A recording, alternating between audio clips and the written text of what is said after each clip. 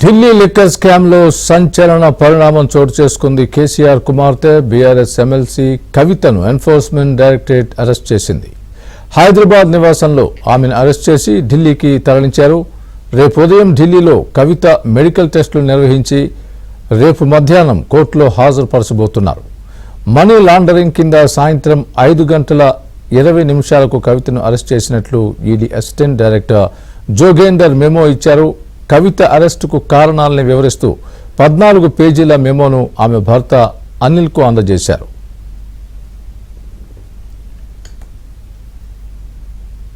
ఇదే అంశానికి సంబంధించి పూర్తి అప్డేట్ మా Delhi bureau chief Krishna live లో అందిస్తారు.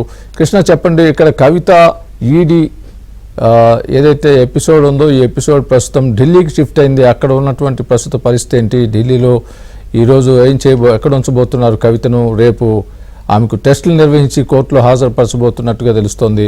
ఆ తర్వాత జరిగే పరిణామాలు ఏ విధంగా ఉండబోతున్నాయి? కవిత ఏమైనా కోర్టును ఆశ్రయించే అవకాశం ఉందా? రేపు శనివారం ఆదివారం కావడంతో ఆమె ఎలా చేసే అవకాశం ఉందా ఆమె కేసును కోర్టులో? 11:30 గంటలకు కవితను ఈడీ అధికారులు హైదరాబాద్ తీసుకురాబోతున్నారు. ఇక్కడ కూడా ఈడీ హెడ్ క్వార్టర్స్ కి ఆమె అరెస్ట్ కి సంబంధించినటువంటి వ్యవహారాన్ని ఇన్ఫార్మ్ చేశారు. ఇక్కడ కూడా ఈడీ అధికారులు ఎయిర్పోర్ట్ లో సిద్ధంగా ఉన్నారు. భారీ బందోబస్తును అయితే ఇక్కడ కూడా ఏర్పాటు చేశారు.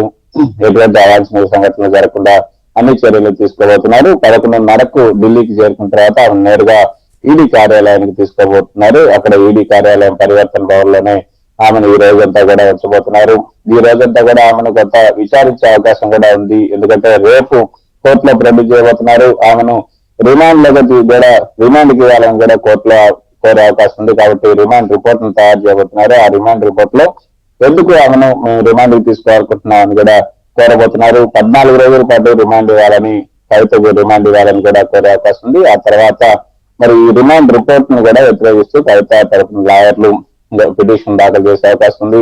అయితే సుప్రీంకోర్టు శనివారం సుప్రీంకోర్టు సెలవు, ఆదివారం, కాబట్టి మళ్ళీ సోమవారం మాత్రమే ఒకవేళ వెళ్తే సుప్రీంకోర్టుకు వెళ్లాల్సి ఉంటుంది. కానీ రేపు మాత్రం మళ్ళీ ఈ యొక్క రోసెవెన్యూ కోర్టులో ఉన్నటువంటి సిబిఐ ప్రత్యేక న్యాయస్థానం ముందు మాత్రమే ఈ పిటిషన్లు దాఖలు చేయాల్సి ఉంటుంది. ఒకటి బెయిల్ కోసం పిటిషన్ దాఖలు చేసుకోవాలి, రెండోది రిమాండ్ రిపోర్ట్ ని వ్యతిరేకిస్తూ బెయిల్ యొక్క పిటిషన్ దాఖలు చేయాలి. ఈ 2 పిటిషన్లు కూడా ప్రముఖ న్యాయవాది అయినటువంటి కపిల్ సిబాల్ తయారు చేస్తున్నట్టుగా తెలుస్తుంది. రేపు కపిల్ సిబాల్ కవిత తరఫున ఈ యొక్క సిబిఐ ప్రత్యేక కోర్టులో హాజరు కాబోతున్నారు. అంతకన్నా ముందు ఏదైతే ఈ కేసులోనే మరో ముద్దాయి అయినటువంటి కేజ్రీవాల్, ఢిల్లీ సీఎం కేజ్రీవాల్ కూడా రేపు కోర్టులో హాజరు కావాల్సింది. ఈ సిబిఐ ప్రత్యేక కోర్టే ఈ యొక్క కేజ్రీవాల్ కి సమన్లు ఇచ్చింది. 16వ తేదీన హాజరు కావాలంటూ. సో వీళ్ళిద్దరు కూడా రేపు కోర్టులో హాజరు కాబోతున్నారు. వీళ్ళు సిబిఐ ఈడీ ఈ యొక్క కవితను హాజరుపరుస్తున్నారు. అదేవిధంగా కేజ్రీవాల్ తన తానుగానే కోర్టుకు రావాల్సి ఉంటుంది. మరి రేపు కోర్టుకు రాకుండా కేజ్రీవాల్ మరి ఏదైనా కారణం చెప్పి సమయం కావాలని కోరుతారా, మరి దానికి కోర్టు ఏం చెప్తుందో చూడాలి. సో ముందుగా కేజ్రీవాల్ కనుక వస్తే, కేజ్రీవాల్ ముందు ఉదయం వస్తే ఆ తర్వాత మధ్యాహ్నం తర్వాత కవితను తీసుకెళ్లే అవకాశం ఉంటుంది. అంతకన్నా ముందుగా కోర్టుకు తీసుకెళ్లే ముందు కొన్ని మెడికల్ టెస్టులు కూడా చేయాల్సి ఉంటుంది. అవన్నీ కూడా ఫార్మాలిటీస్ పూర్తి చేయాల్సి ఉంటుంది.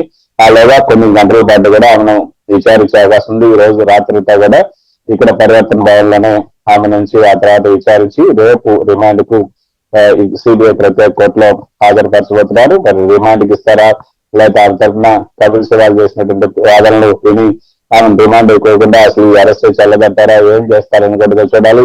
కానీ పిఎంఎల్ఏ చట్టం కింద సెక్షన్ 19 కింద అరెస్ట్ అయినటువంటి వాళ్ళందరినీ కూడా ఇప్పటి వరకు కూడా గతంలో అంటే ఈ కేసులో అరెస్ట్ అయిన వాళ్ళంతా కూడా ఇంకా జైల్లోనే ఉన్నారు. కొంతమంది మాత్రం బయటకు వచ్చారు. గా మారిన వాళ్ళు మాత్రమే బయటకు వచ్చారు. ఇటు డిప్యూటీ సీఎం మనీష్ సిసోడియాతో పాటు అనేక మంది జైల్లోనే ఉన్నారు. అప్రూవర్ గా మారినటువంటి శోభచంద్రారెడ్డి, భార్గారెడ్డి, మిగతా కొంతమంది మాత్రమే వాళ్ళు బయట బెయిల్ పైన బయటకు రావడం జరిగింది. గత ఏడాది చూసుకుంటే మార్చిలో 3 సార్లు ఆమెను విచారించడం జరిగింది. 3 సార్లు కవితను ఈడీ విచారించింది. అప్పుడు మార్చి 11వ తేదీ, అదేవిధంగా మార్చి 20వ తేదీ, అదేవిధంగా మార్చి 21వ తేదీ ఈ 3 సార్లు కూడా ఈడీ విచారించడం జరిగింది. ఆ తర్వాత ఇక విచారించలేదు. కానీ సిబిఐ కూడా ఒకసారి హైదరాబాద్ కి వచ్చి ఆమెను విచారించడం జరిగింది. అయితే ఈడీ మొన్న జనవరి 6వ తేదీన ఒక నోటీసులు ఇచ్చింది హాజరు కావాలంటూ. కానీ ఆ నోటీసులకు తను స్పందించకుండా నేను హాజరు కాలేను, నాకు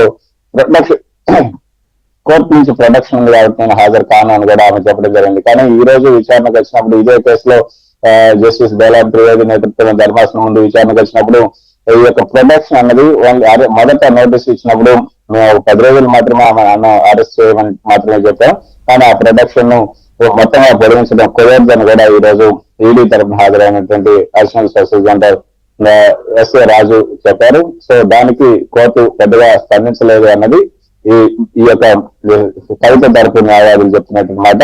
ఏదైనప్పుడు కూడా అరెస్ట్ చేశారు. మరి ఈ వాదనన్నింటిని కూడా కోర్టు ప్రొటెక్షన్ ఉంది కాబట్టి మమ్మల్ని మీరు అరెస్ట్ చేయడానికి లేదని ఏదైనా చెప్తారా, ఏం చేస్తారా అనేది కూడా చూడాలి. రేపు కోర్టు ఏం చేస్తుందని కూడా చూడాలి. రేపు బిగ్ డే అనేది చెప్పచ్చు.